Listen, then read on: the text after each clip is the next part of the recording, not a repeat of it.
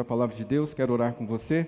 Existem sempre, sim, dentro da homilética existem formas de você ministrar. Tá? Então, existem as ministrações, que elas são a partir de um texto. Você olha para um texto e você recebe uma inspiração e você vai tirando aplicações desse texto. Isso chama mensagem, vamos dizer assim, um sermão textual. Existe também uma forma da gente estudar a palavra de Deus é fazendo perguntas para a Bíblia. E aí, então, às vezes você não usa apenas um texto, você usa vários textos. Quando você faz perguntas para a Bíblia, ela vai te responder em vários livros. E é o nosso caso nessa noite. Caminhando por mais tempo juntos. O que a Bíblia diz sobre caminharmos juntos? Nós estamos, então, nesse momento de transição. É muito importante a gente ter essa consciência de comunidade. Como é que Deus enxerga a igreja e como é que nós somos abençoados através da igreja, né? Porque às vezes as pessoas acham que é só frequentar ou pertencer a uma igreja, vir aqui esporadicamente, mas existem muitas coisas importantes acontecendo no mundo espiritual quando você está conectado, em comunidade, conectado a uma igreja que é o corpo de Cristo. Então nós vamos fazer essa pergunta para a palavra de Deus nessa noite. Caminhando por mais tempo juntos, o que constrói e o que destrói os nossos relacionamentos. E a Bíblia, então, vai responder com alguns textos este questionamento que nós vamos fazer para ela nessa noite. E antes, então, nós vamos pedir para Deus nos abençoar com a sua palavra nessa noite. Se você puder fechar os seus olhos e mais uma vez orar comigo. Senhor Deus, obrigado mais uma vez por estarmos juntos, obrigado por tua palavra santa, bendita. Ela é aquilo que nos faz andar em retidão, ela é aquilo que faz nos andar assim, conforme a sua vontade. Por isso, nessa noite, ó Deus, escanteia o nosso coração, ministre sobre ele, ministre sobre a nossa mente, sobre o nosso coração, para que a gente, ó Deus, nos aprimore, Pai, a construir relacionamentos saudáveis, duradouros, ó Pai, a fim de que nada destrua o relacionamento daquelas pessoas que o Senhor colocou na vida para caminharmos juntos, para construirmos o Teu reino, para construirmos a vida, Deus, em relacionamento com as pessoas. Então, nos abençoe nessa noite, enquanto nós olhamos com a Tua palavra, porque nós queremos consertar os relacionamentos, nós queremos ter relacionamentos duradouros, nós queremos viver em comunidade, em igreja, em família, Pai, sempre tendo a bênção do Senhor aqui na comunhão. Assim, nos abençoe nessa noite, oramos em nome de Jesus. Amém, Senhor. A Bíblia é muito enfática ao nos afirmar os tipos de guerra que nós estamos envolvidos. Assim como nós temos a trindade divina, nós também temos a trindade maligna. A trindade divina, Deus Pai, Deus Filho e Deus Espírito Santo, é assim que nós nos relacionamos com Deus. Quando você pensa em Deus, você automaticamente pensa em Pai, Deus Filho, nosso Salvador, e Deus, o Espírito Santo de Deus, aquele que nos consola, aquele que vive em nós, aquele que nos orienta. Mas também existe a trindade maligna, e é aqui que reside a nossa guerra, aqui é que reside a nossa batalha. A palavra vai dizer que a nossa guerra não é contra pessoas, não é contra a carne, contra sangue, mas ela é contra principados e potestades. Então, enquanto nós temos esse relacionamento com Deus Pai, Deus Filho, Deus Espírito Santo, nós estamos aqui no mundo em meio a essa batalha contra o mundo, a carne e o diabo. A batalha contra o diabo é a batalha espiritual. E a batalha espiritual, ou a guerra espiritual, ela já foi vencida, ela é a guerra dos argumentos. Um exemplo muito fácil da gente enxergar isso é quando o diabo chega diante de Deus e eles começam a conversar sobre Jó. Lá no livro de Jó, no capítulo 2, disse então o Senhor a Satanás: reparou em meu servo Jó? Não há ninguém na terra como ele, irrepreensível, íntegro, homem que teme a Deus, evita o mal. E então o diabo começa a conversar: se você está vendo isso, Deus, você experimenta deixar ele na berlinda, deixa colocar a mão sobre ele, que você vai ver que esse homem aí vai diluir a fé dele. A batalha que nós temos contra o diabo, ela já foi vencida. E a batalha dos argumentos espirituais é a batalha do acusador. O diabo é o nosso acusador. Uma definição de diabo é o acusador. E a Bíblia vai dizer em Apocalipse, capítulo 12, versículo 10, que foi lançado fora o acusador dos nossos irmãos, que os acusava dia e noite. Então, A batalha contra o diabo ela já foi vencida. Por quem? Por Cristo. Todo argumento que o diabo tem contra você nos céus, ela já foi derrotada, ela já foi anulada por causa do sangue de Jesus, por causa do sacrifício de Jesus. A batalha espiritual, ela já está ganha, porque Jesus venceu na cruz. E então nos resta a batalha contra a carne e a batalha contra o mundo. A batalha contra a carne é a guerra da nossa vontade. Tem a ver com a guerra da persuasão da nossa carne. É a guerra das inclinações que cada um temos dentro de nós. Você já deve ter reparado que tem erros que você está sempre cometendo. Tem pecados que você está sempre cometendo. Por mais que você ore, jejue, você sempre está naquele erro. Por quê? Porque isso é o resultado da inclinação da sua carne. Essa é a batalha que nós temos. É a batalha da vontade. Deus tem a sua vontade, a carne tem a sua vontade. Você pega a vontade da carne e submete à vontade de Deus. Então, é essa batalha das nossas latências, essas tendências pecaminosas que existem de nós. Isso aqui é a batalha contra a carne. A Bíblia também fala da guerra contra o mundo. Uma coisa muito importante a se dizer na guerra contra a carne, é que a guerra contra a carne, na verdade, ela é a guerra das emoções. Todos nós somos afetados emocionalmente. A nossa carne, ela se manifesta através das nossas emoções. Portanto, a guerra da carne é o argumento das emoções. E então nós temos a guerra contra o mundo. A guerra contra o mundo é essa guerra filosófica, é a guerra assim do pensamento social, é a guerra das inclinações da vontade da massa. Tipo assim, é a racionalidade da massa. Então, se todo mundo está indo por aquele caminho, pode ser que aquele caminho seja bom, então todo mundo vai pelo caminho. É isso que nós chamamos de batalha cultural ou a guerra cultural. Enquanto a batalha contra o diabo já foi vencida por Cristo na cruz, a batalha contra a carne e a batalha contra o mundo, essa é uma batalha que nós estamos vivendo e travando ela todos os dias da nossa vida. São as batalhas do argumento, das emoções e a batalha da cultura, a guerra cultural que nós estamos envolvidos. Então, onde é que nós estamos? O que afeta os nossos relacionamentos? É justamente a batalha da carne e a batalha contra o mundo. A batalha contra a carne e a batalha contra o mundo afeta diretamente nossos relacionamentos. Por isso é importante a gente perguntar, o que eu faço para caminhar com as pessoas por mais tempo juntos? O que destrói ou o que constrói os relacionamentos? A Bíblia fala em Gálatas capítulo 6, versículo 8, que quem semeia na carne, então nós temos a batalha contra a carne, vai receber o resultado da carne, mas quem semeia no Espírito, do Espírito colherá a vida eterna. Aquele que semeia na carne, isto é, aquele que aceita os argumentos da carne, os argumentos das emoções nos relacionamentos, vai colher um tipo de colheita. Provavelmente vai ser relacionamentos destruídos ao longo do caminho. Mas aquele que pega a sua vida e sujeita à vontade do Espírito Santo, a Bíblia diz que vai colher a vida eterna. Porque esse convívio que nós temos aqui como igreja, como comunidade, o convívio que nós temos na nossa família, o convívio que nós temos com as pessoas da nossa vida, é uma preparação para aquilo que nós vamos viver na eternidade. Todos nós aqui vamos para a eternidade, não vamos? Vamos morar com Cristo. Então, como é que nós vamos viver lá? A gente vai sair dessa condição aqui e vai chegar lá transformado?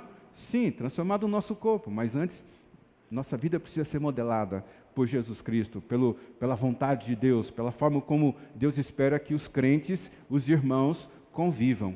Então, vai ser aqui é um treinamento para aquilo que nós vamos viver nos céus. A Bíblia afirma que nós somos feitos para nos relacionar, nós somos criados para poder caminhar juntos, uma com o outro, e nós somos formados para viver em família. Nós temos a nossa família biológica, o seu pai, sua mãe, sua esposa, seu esposo, e nós temos também a nossa família espiritual. Talvez você não perceba o quanto você está ligado às pessoas, mas provavelmente você está sentado do lado de alguém que tem uma ligação muito grande com você. Então, você olha para o lado aí, talvez você encontre a sua esposa, o seu esposo, você tem uma ligação muito grande. Mas uma coisa que você precisa observar é que quando as pessoas vêm sozinhas na igreja, elas escolhem um lugarzinho para sentar, e geralmente ela senta perto de alguém que existe alguma afinidade com aquela pessoa. Em geral, isso acontece. Às vezes eu olho daqui e falo assim, aquela pessoa sempre senta naquele lugar, aquela outra sempre senta naquele. Por que ela senta naquele lugar? Porque provavelmente tem pessoas ali perto dela com as quais ela pode nem ter conversado ainda, não pode nem ter desenvolvido uma amizade, mas ela olha para aquela pessoa e fala assim, acho que eu vou ficar perto dessa aqui que está tudo bem para mim. Então, assim, perceba isso, nós estamos ligados às pessoas. Agora, uma vez que nós estamos ligados às pessoas, nós podemos também desligar as pessoas, que é quando os relacionamentos eles se deterioram, é quando os relacionamentos vão mal. Então a pergunta que nós fazemos para a Bíblia hoje é, o que constrói o nosso relacionamento? O que destrói o nosso relacionamento? Uma vez que a Bíblia diz, lá em Romanos 12, assim também em Cristo, nós que somos muitos, formamos um corpo e cada membro está ligado um ao outro. É como permanecer ligado um no outro. Você já percebeu que Deus gosta de variedade? Pessoas mais baixinhas, pessoas mais altinhas, pessoas que têm a fala fina, pessoas que têm a fala grossa, pessoas que assim são mais bonitas, pessoas que também são bonitas. Outros.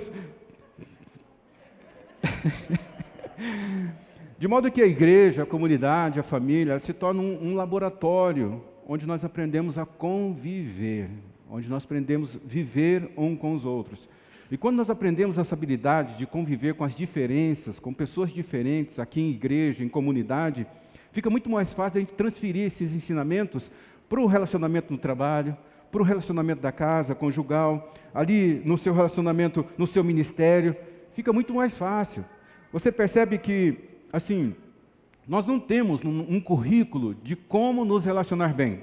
Algumas pessoas aqui já sentaram ali na escola, 4, 5, 8 anos, e nunca teve uma matéria dizendo assim, como você pode construir relacionamentos duradouros. Nós não temos isso. Nós não somos ensinados a construir relacionamentos duradouros.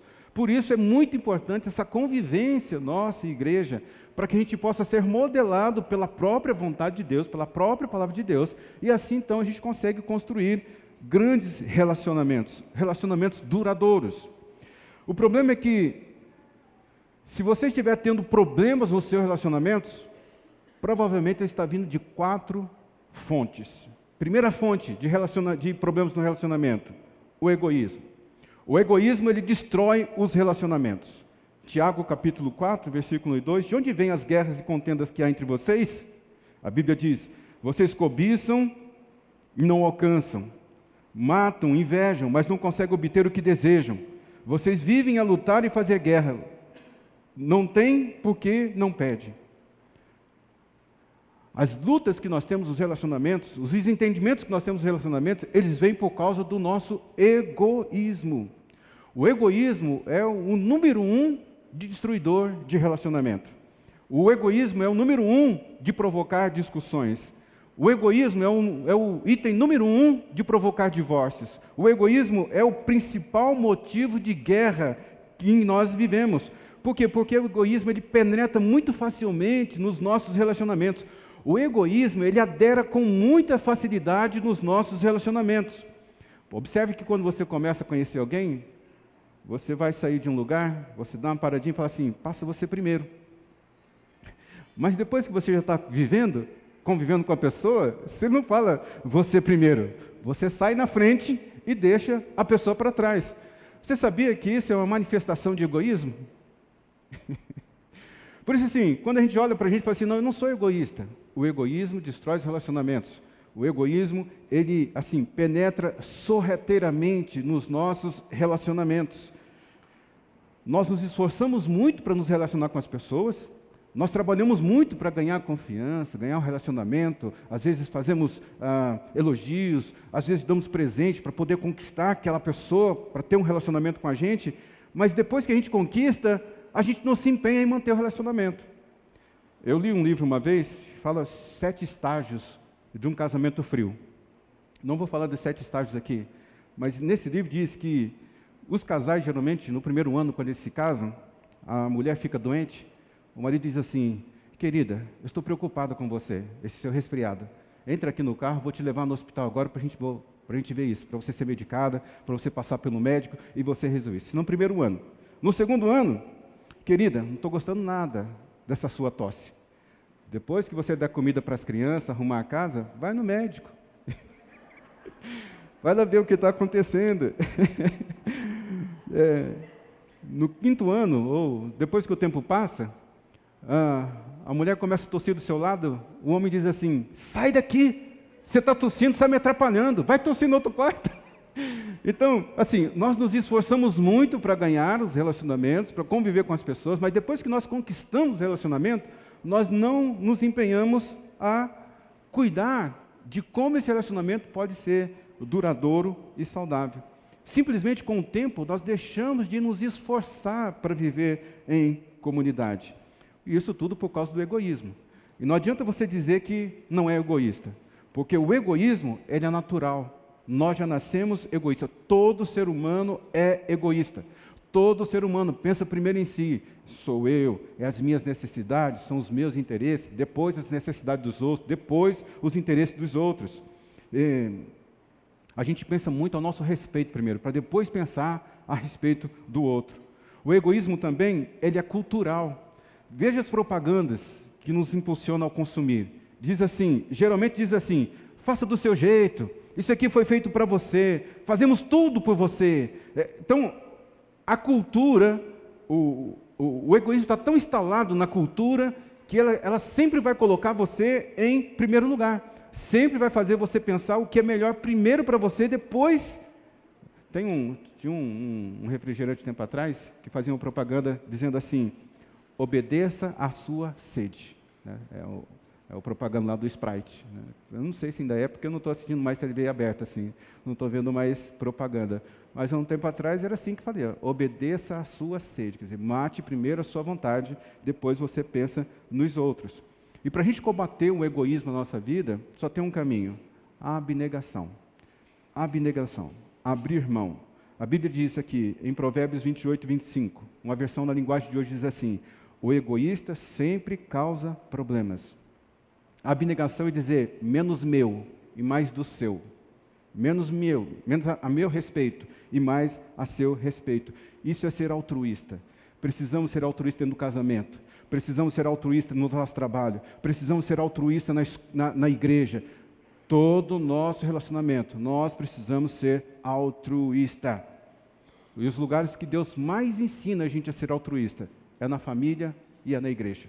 São esses dois lugares que nós aprendemos a ser altruístas. Outra coisa que dificulta demais o nosso relacionamento, que corrói o nosso relacionamento, é o orgulho. O orgulho destrói os relacionamentos. Provérbios 13:10. O orgulho só gera discussões, mas a sabedoria está com os que tomam conselho. Um dos grandes inimigos dos relacionamentos duradouros é o orgulho.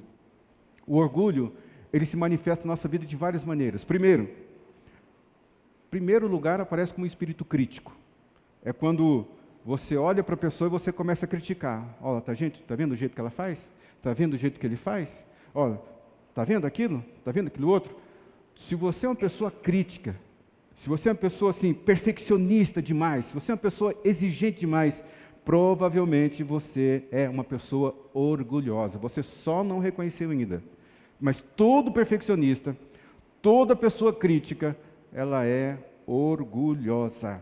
O orgulho, ele também se manifesta nessa tendência de ser competitivo. E nós aprendemos a ser competitivos desde cedo. A competição nos leva à comparação. Então a mulher olha para o marido da outra, diz assim, que homem bonito. Olha lá, ele até troca a lâmpada. ele lava a louça. Vou falar um negócio para você, mulher. O melhor marido da face da terra é o seu marido. Ele é bonito, ele é alto, ele é forte, ele é o cara. E você, homem, também é a mesma coisa. Pare de ficar olhando para a mulher do outro. A sua mulher é a mulher mais bonita da face da terra. Não tem ninguém comparado a ela. Quando você começa a comparar aquilo que você tem nos seus relacionamentos, na sua casa com os outros, este é um lugar do orgulho. O orgulho faz a gente caminhar em comparação. E uma outra coisa que coopera muito com o orgulho é teimoso. Tem alguém teimoso aqui? Não precisa levantar a mão, não. Eu me encontrei com um cara essa semana, nós estávamos lá trabalhando e chegou uma pessoa lá querendo ajudar. Nós não temos dinheiro para contratar ninguém, se alguém for lá tem que trabalhar de graça. Mas essa pessoa falou assim, não, eu vou vir aqui trabalhar, tal, se você pelo menos me der uma marmitex, e é uma pessoa que estava vivendo na rua, então eu falei assim, tudo bem, vai lá que você vai comer, mas eu não vou poder te pagar, eu vou poder te dar uma marmita. Aí ele começou a trabalhar com a gente e tal, e chegou um dado momento, o pastor César estava construindo uma calçada ali para a gente, porque um caminhão foi lá e destruiu a calçada do vizinho, e o pastor César estava consertando. Esse rapaz sai do outro lado da rua e fala assim, para, não é assim que você deve fazer. Nossa, como assim? Não é assim que você deve fazer, tem que fazer assim, assim, assim, assim. Ó. Sabe, às vezes, se você é uma pessoa que tem, assim, para pedir desculpa, fica engasgada aqui, ó, que difícil é para desculpa. Você é uma pessoa orgulhosa. E o orgulho, ele destrói os relacionamentos. O problema do orgulho é que ele faz a gente negar a nós mesmos. Faz a gente negar, assim, que nós somos orgulhosos. Essa é a verdade, né? O orgulho vem antes da destruição. O espírito altivo antes da queda, é o que diz a palavra de Deus. E como é que nós combatemos o orgulho? Humildade. Humildade. É a humildade que constrói grandes relacionamentos. É quando você está diante de uma crise no relacionamento, seja conjugal, seja aqui na igreja, seja no seu trabalho, e você chega diante da pessoa e diz assim, ó, eu não sei o que foi que aconteceu com a gente, mas eu quero te pedir desculpa se eu falhei no nosso relacionamento aqui. Sabe, se a gente está tendo problema no relacionamento e for algo que eu provoquei, ainda que eu não tenha enxergado, me perdoa. A coisa mais bonita que nós podemos enxergar nessa vida, irmãos, é quando a gente entra em desacordo. Em algum momento da nossa vida a gente tenha, assim, principalmente nós que somos crentes, nós que seguimos a Cristo, nós que temos Jesus como modelo da nossa vida, a coisa mais linda é um tapa na cara do diabo, quando duas pessoas brigam e daqui a pouco elas se perdoam e elas voltam a se falar, elas voltam a se relacionar. Isso daqui é um tapa na cara do diabo, porque a gente está vencendo a nossa vontade e a gente está vencendo a cultura do mundo, que diz que a gente deve se isolar, que diz que a gente, uma vez que a pessoa não foi bem com a gente deve cortar a amizade e separar essa pessoa da nossa vida e nunca mais ver essa pessoa na nossa frente. O texto diz aqui, quanto mais tenham todos o mesmo modo de pensar, sejam compassivos, amem fraternalmente, sejam misericordiosos e humildes. São 5 fatores que nos ajudam a demonstrar humildade. Ter o mesmo modo de pensar, ser compassivo, amar fraternalmente, ser misericordioso e humilde. É assim que a gente consegue viver em harmonia. O terceiro fator, ou inimigo da nossa vida em comunidade, nos nossos relacionamentos, é a insegurança. A insegurança, ela destrói os relacionamentos. Provérbios 29:25 diz, quem teme o homem cai em armadilha. O que significa isso? Temer o homem é temer a opinião das pessoas. E todos nós tememos a opinião das pessoas. Não dá para nenhum dizer aqui, assim, não me importa o que as pessoas dizem em mim, não estou nem aí que as pessoas pensam em mim. Todos nós precisamos controlar, assim, não ficar refém do que as pessoas pensam da gente. Nós não podemos ficar com medo dos homens, porque quando eu fico inseguro, eu estou preocupado com a opinião dos outros, que os outros vão pensar de mim. E, assim, quando a gente está inseguro, a gente quer controlar todas as coisas, quer controlar tudo. Uma vez, fui visitar um espaço que uma igreja comprou para fazer o acampamento dela.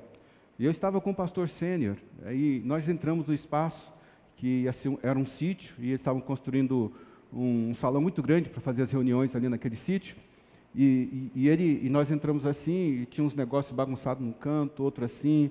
Aí ele falou assim para mim, Cláudio, se você quer crescer, não tem como você controlar todas as coisas.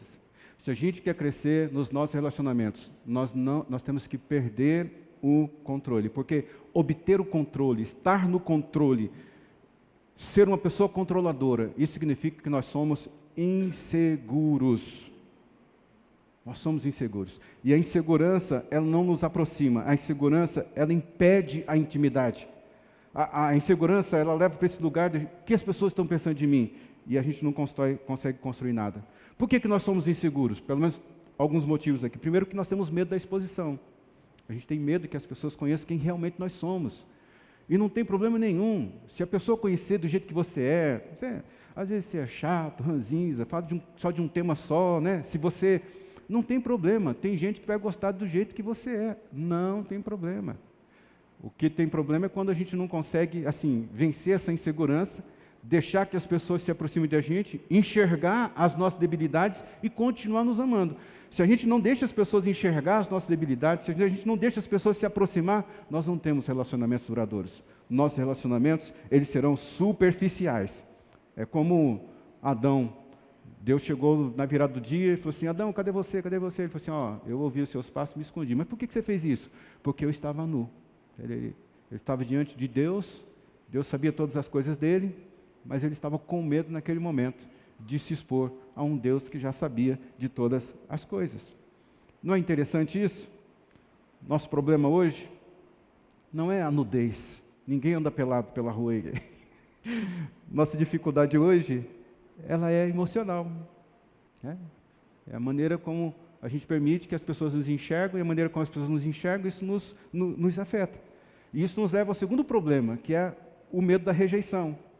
Irmãos, não tem jeito, você vai ser rejeitado pelas pessoas. Em algum momento você vai ser rejeitado por alguém. O problema de ser rejeitado não é um problema, o problema é o que você faz com a rejeição. O que você faz com a rejeição? Como é que você lida com a rejeição? Ser rejeitado dói muito. Tem pessoas que nasceram e já foram rejeitadas no ventre. Eu não queria essa gravidez, foi uma gravidez desejada, foi uma gravidez assim, não queria. Tem outras pessoas que nascem em um lar, na vida, inauguram na vida, assim, todo mundo celebrando a existência dela, mas em algum momento, na escola, no trabalho, na igreja, nisso, naquilo outro, são rejeitadas e elas ficam paralisadas. E por isso nós construímos muro para não sermos rejeitados. Construímos muros ao nosso redor. Meu pedido para você aqui hoje é: destrua os muros. Deixe as pessoas se aproximarem de você. Quem gostar de você vai gostar do jeito que você é. Não tem jeito. Você não precisa ficar preocupado com a opinião dos outros. Por favor, remova os muros. Remova essa crosta. De repente você está sofrendo tanto porque você está sendo rejeitado. E assim, não é que a opinião dos outros não vale nada. Tem o seu peso, mas você não pode ficar refém, deixando a rejeição manifestar na sua vida. Se você está tendo dificuldade nessa área, identifique alguém de confiança, que você possa conversar, alguém que possa incentivar você a se relacionar melhor com as pessoas, alguém que possa te apoiar, alguém que você possa compartilhar a vida, alguém com quem você possa contar, falar assim, olha, eu estou com esse sentimento no meu coração. É lógico, né? Não vai procurar aquele que joga gasolina no fogo, né? Porque de repente você vai procurar alguém e fala assim, nossa, eu acho que aquela pessoa aqui está me enxergando de forma diferente, acho que ela não gosta muito de mim, e aí a outra pessoa vira e fala assim, eu já sabia disso. Não pode ser assim, você tem que procurar alguém que te apoie. Se você começar a falar com seu coração para alguém assim, e alguém começar a falar assim, você tem razão, aquela pessoa é assim mesmo, você corre dessa pessoa, porque ela não vai te ajudar, ela vai te prejudicar. O que constrói os nossos relacionamentos é o amor. O amor constrói. Diz aqui João, no amor não há medo. Ao contrário, o amor perfeito expulsa o medo, porque o medo supõe castigo. Então, é isso. Ame as pessoas que Deus colocou na sua vida. Amar não é fácil. Amar dá trabalho. Mas vale a pena. Tem pessoas que você tem amizade há 15, 20, 50, 60 anos. Amizade bonita. Relacionamentos profundos. Não passe pela vida sem ter ninguém perto de você. Sem construir relacionamentos duradouros. Você não precisa provar nada para ninguém. Deus te conhece, Deus te ama. Apenas tenha isso na sua mente. Deus ama você, Ele te fez. A opinião dos outros tem o seu peso, mas ela não é o peso máximo. O peso máximo é a opinião de Deus ao seu respeito. É isso que você deve considerar. E o quarto inimigo e último da vida em comunidade é o ressentimento. O ressentimento, irmãos, ele destrói qualquer relacionamento. Diz aqui em Jó capítulo 5, o ressentimento mata o insensato. Porque é muita insensatez a gente permitir trilhar uma vida, viver uma vida em ressentimento. E o que é o ressentimento? São mágoas acumuladas. Ressentimento ele acontece quando você pega um lugar da sua vida e você vai pegando todas as mágoas que você tem e você vai colocando naquele ambiente, naquele quarto, naquela sala. Você vai fazendo uns celeiros de mágoas. E a hora que você vê, você está cheio de ressentimento. Ressentimento são pequenas coisas são pequenas mágoas que você vai empilhando, vai acumulando, pequenas irritações, pequenas frustrações, que faz com que você então fique nesse lugar aí de ressentimento. Se você é uma pessoa hoje que está cheia de ressentimento, pensa para Deus encher o seu coração de amor. Diz a palavra de Deus que se tem alguma coisa que perturba a sua alma, você deve falar com Deus. Fale com Deus, Deus, eu não sei por que estou sentindo uma repulsa tão grande dessa pessoa. Eu não sei por que. Eu preciso confessar para vocês, irmãos. Sou pastor dessa igreja há 21 anos. Tem gente aqui que eu não gostaria de ver na minha frente. Não vocês, outras pessoas já passaram por aqui. Vocês todos eu amo. Sei lá como é que faz isso. Mas é tal história, né? Todos nós, pastores, nós temos que colocar o nosso coração nesse lugar para ele ser adestrado a amar as pessoas, mesmo que elas tenham sido difíceis com a gente. Porque senão nós não temos autoridade para vir aqui e ensinar a palavra de Deus para vocês. Então, como eu disse para vocês, teve pessoas na minha caminhada de fé que falaram assim, eu não quero ver essa pessoa nunca mais na minha frente. Mas ela fazia questão de estar na igreja todos os dias. E eu precisei ir modelando o meu coração para não rejeitá-la. Porque quando você rejeita uma pessoa, você pode sentir. Você está perto da pessoa e ela está rejeitando você, você sente isso. É como se fosse, sei lá, tudo aqui fala de campo magnético, sei lá, tem uns nomes que eles dão aí, mas é mais ou menos isso. Você percebe quando a pessoa não vai com a sua cara, você percebe quando a pessoa você não está bem com aquela pessoa. E a outra pessoa também sente isso. Então você tem que adestrar o seu coração, você tem que inclinar o seu coração. Deus, por que esse sentimento está no meu coração? Certamente isso é obra da carne ou obra do mundo. São as nossas duas batalhas. E a gente precisa vencer essa batalha, porque a batalha espiritual e a batalha de Cristo contra os argumentos de Satanás já foi vencida. Essa é uma batalha que nós temos que vencer. Pegar o nosso coração e sujeitar à vontade de Deus. Ressentimento é essa ira que a gente vai congelando. E o ressentimento, ele não funciona na nossa vida. Nunca funcionou. E não vai funcionar. Pode observar, se você é uma pessoa que está ressentida, sua vida está mais pesada, está mais difícil. Você não está enxergando as coisas da maneira correta por causa do ressentimento. O que você precisa colocar no ressentimento? Coloque fé. Coloque esperança. Coloque amor, coloque cura. Deus, cura meu coração em relação a esse relacionamento. Deus, restaura esse nosso relacionamento. As pessoas são importantes para a gente, irmãos. Todas as pessoas da nossa caminhada, elas são importantes para a gente. Esses dias, eu fui atender eu fui num evento esses dias. E uma pessoa, eu estava assim, com esse paletó aqui. E a pessoa viu esse broche aqui. Ela falou assim, o que significa isso? Isso aqui foi uma ação que nós fizemos há alguns anos atrás, que significa, aonde eu estou, com a pessoa que eu estou me relacionando, ou estou colhendo daquele relacionamento, ou estou semeando naquele relacionamento. Então eu falei para a pessoa isso, falei, olha, no contato com as pessoas que eu tenho, ou eu estou semeando, ou estou colhendo daquele relacionamento. Ela falou assim, nossa, que negócio lindo, é muito lindo, na filosofia é muito lindo, mas na prática a gente tem que fazer um esforço muito grande, porque todos os relacionamentos são importantes para a nossa vida. Então, qual é a solução para o ressentimento? Perdão. É o perdão que constrói os relacionamentos duradouros. O perdão constrói. O perdão reconstrói. A Bíblia diz: suportem uns aos outros e perdoem as queixas que tiverem uns contra o outro. Perdoe como o Senhor lhe perdoou. Irmãos, o ressentimento torna você uma pessoa miserável.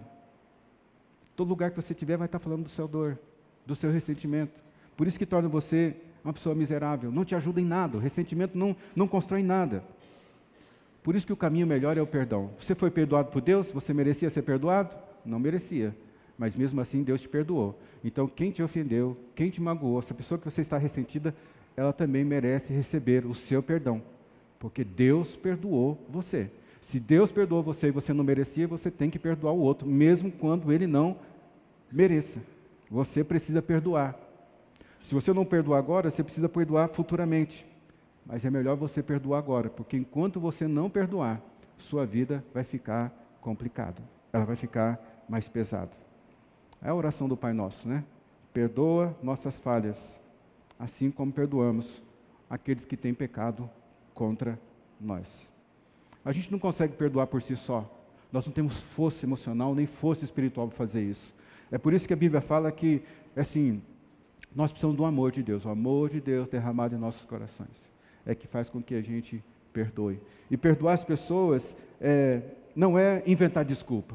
Eu estou perdoando você porque o que você fala não importa para mim. Eu estou perdoando você porque você não é ninguém para mim. Perdão não é desculpa, não é inventar desculpa. A pessoa te feriu de verdade, ela fez mal de verdade. Perdão não é minimizar a sua dor.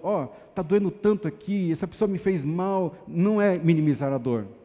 Assim, ressentimento dói.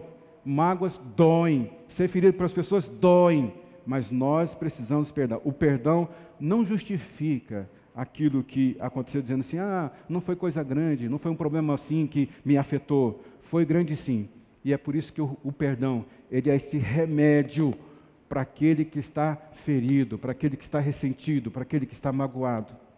Irmãos, nós estamos chegando no fim do ano, e um dos problemas maiores que nós temos no fim do ano são nos ajuntamentos da família.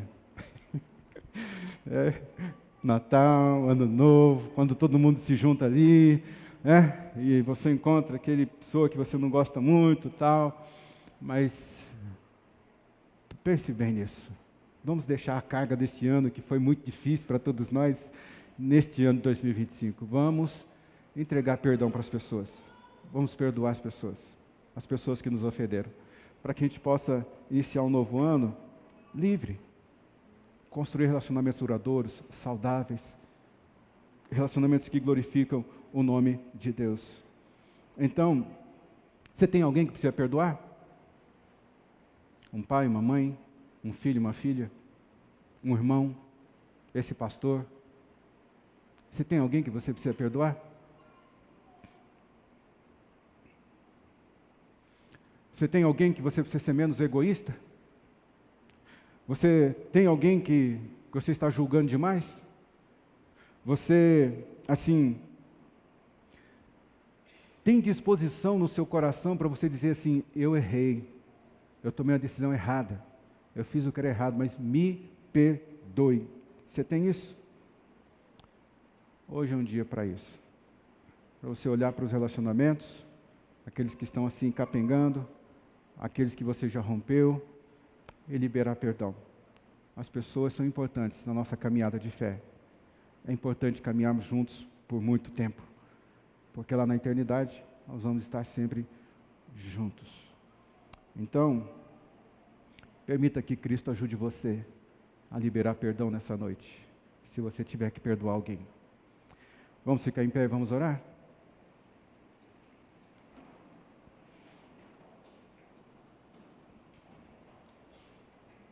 Pode fechar os seus olhos. Hoje é um bom dia para nossa mente ser renovada. Hoje é um bom dia para a gente se revestir do novo homem, a nova criatura que Deus está formando dentro de nós, Espírito Santo de Deus. Nós fomos criados para ser semelhantes a Deus em justiça, em santidade, provenientes da verdade. Hoje é um bom dia para você perdoar.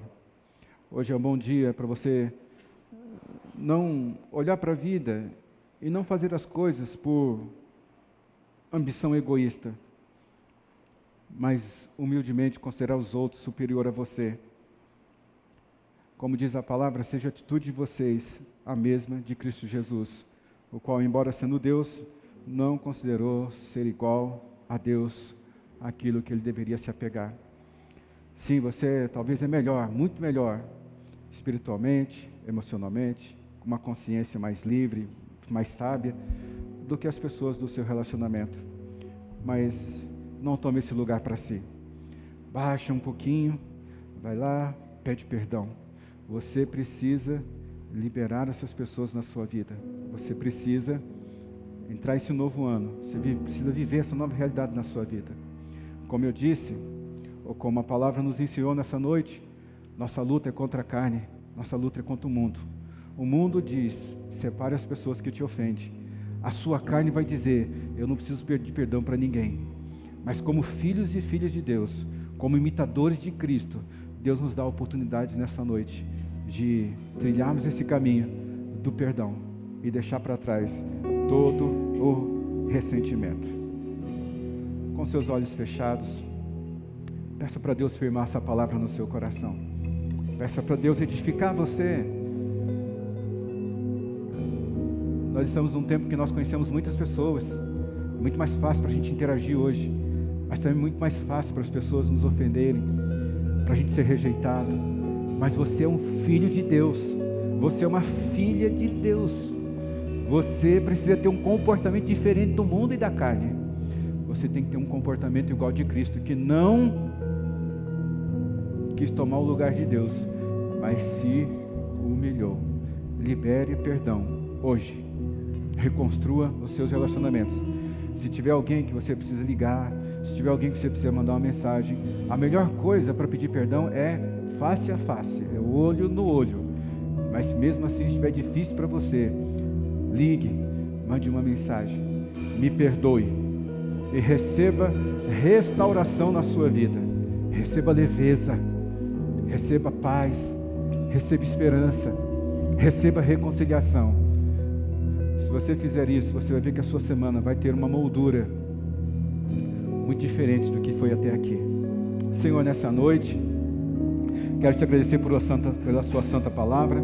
Senhor, nessa noite, quero te pedir que tua palavra escrutine o nosso coração, nossas emoções. O exercício dessa noite de perdoar não é algo fácil, mas é algo possível de fazer, porque o teu amor está no nosso coração, porque o teu Santo Espírito vive em nós, porque nós somos novas criaturas e as coisas novas estão surgindo. Nosso pensamento não é o pensamento do mundo, nosso pensamento é o pensamento da palavra de Deus. Por isso, nessa noite, Senhor, que a nossa mente seja renovada, a maneira de pensarmos seja renovada.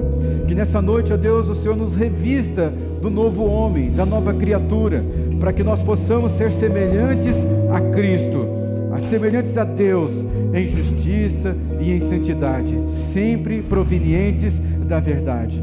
Senhor, nos ajuda a não fazer as coisas por vã vaidade ou ambição egoísta, Senhor, mas de fato nos ajude a ser humildes, considerando os outros superiores a nós mesmos, ó Deus.